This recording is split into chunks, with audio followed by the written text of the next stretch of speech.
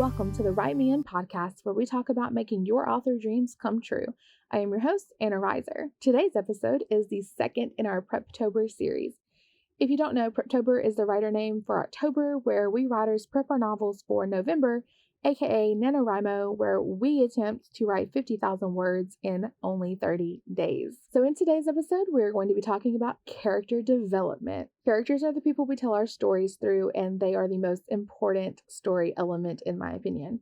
Just try to imagine for a minute a story without a character. Then we would have novel titles like And the Sorcerer's Stone and The Great. Obviously, we would be missing Harry Potter and Gatsby in those examples. Characters are the people we create and, frankly, manipulate and make terrible things for them to go through. They are the way we are able to explain our perspectives, morals, and values through our novel. Basically, characters are hella important. And most advice on character development is a very long and involved process. Honestly, for good reason. You have to know your characters better than you even know yourself.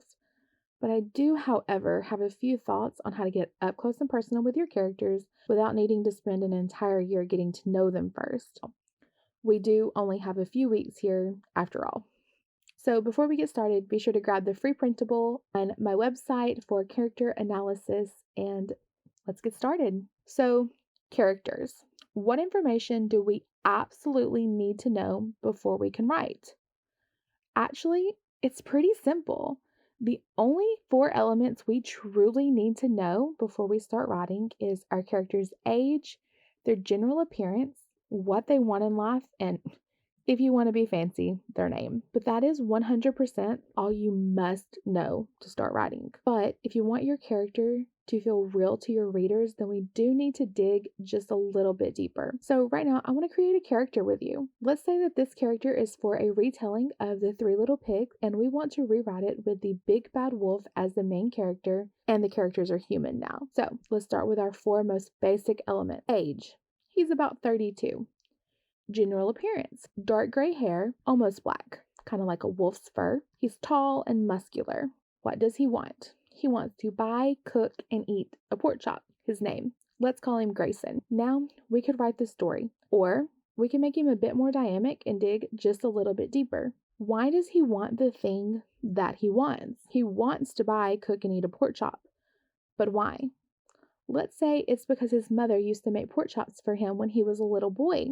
Now, we can infer a couple things about him from that sentence. Now we know he had a mother that he apparently loved. His mother loved him enough to cook him food. His mother no longer cooks him pork chops. So now we can ask, why is that the reason that he wants what he wants? So, in our example, he wants a pork chop because his mom used to make them for him. But why? Let's go with his mother passed away a year ago today and he feels sad, so he wants to remember her by cooking what she used to cook for him. Now we can infer even more about this character. His mother died. He misses his mom and is still grieving for her. He doesn't actually care about the pork chop, most likely. He cares about honoring and remembering his mom.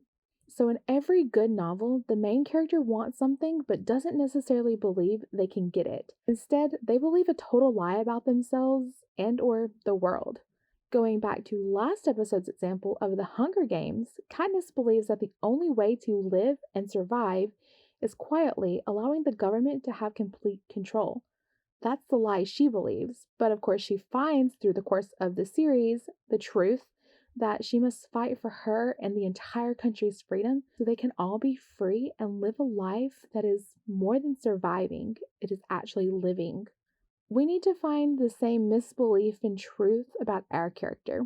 The way that I do this is actually taught over on YouTube by Abby Emmons. She's an amazing writer. I highly suggest you check her out. And she says the best way to do this is to decide what truth you want to shout from the rooftops with your story, and then turn it into a lie. And then boom, that's what your character misbelieves. For our example of the Three Little Pigs, let's go with the easy truth here. That grief is deep and forever, but it is manageable through different rituals like cooking the loved one's favorite meal. Flip it into a lie. Grief should be temporary. It should be something that doesn't hurt after a while. There is no reason that anyone who has suffered a loss should still be upset 1 year later. We, of course, know that isn't true, but our character hasn't figured that out yet. So now we can put this newly found information into a sentence format like this. My character wants the truth, but he believes the lie, which is blocking him from figuring out the truth. Our example is Grayson wants to be okay within his grief, but he believes that he should no longer be grieving, which is blocking him from figuring out that grief is deeply rooted and sticks with us forever. Now, if at first all you can think about is what the character wants, that's okay. That's a launching point. Remember, we started this character by only knowing that he wanted a pork chop. We didn't know that his mother had died, that he wanted to honor her memory, and we for sure didn't know that he was struggling with processing his grief. We started with our most basic plot line. The wolf-like character wants a pork chop.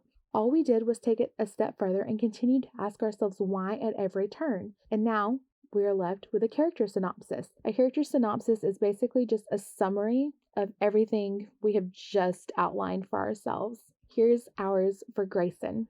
Grayson is a good-looking young man who lost his mother 1 year ago. He doesn't understand how grief really works. He believes grief should be a fleeting emotion that should be dealt with and then moved on from.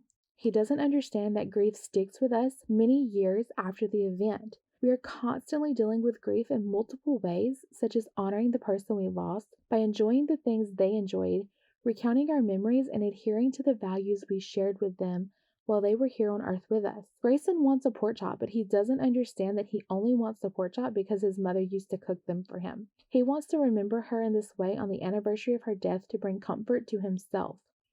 Now you can see the level of depth for this character, and you can almost feel his pain. That is what makes an amazing character. Okay, so I know we covered a lot today, but I hope you will apply this when creating your characters for NaNoWriMo. Even if you're just refining them, it can be really great to go back through this process and make sure they are a well-rounded, believable human character. Now, don't forget, I do have a free printable for you available on my website at annariser.com to help you with outlining amazing characters. So be sure to grab that and work on making some amazing, believable, relatable characters for your novel.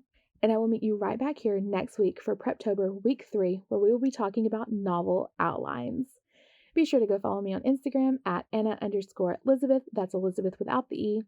And join the Write Me In email list to get freebies, more tips, secret podcast episodes, and so much more. Talk to you then.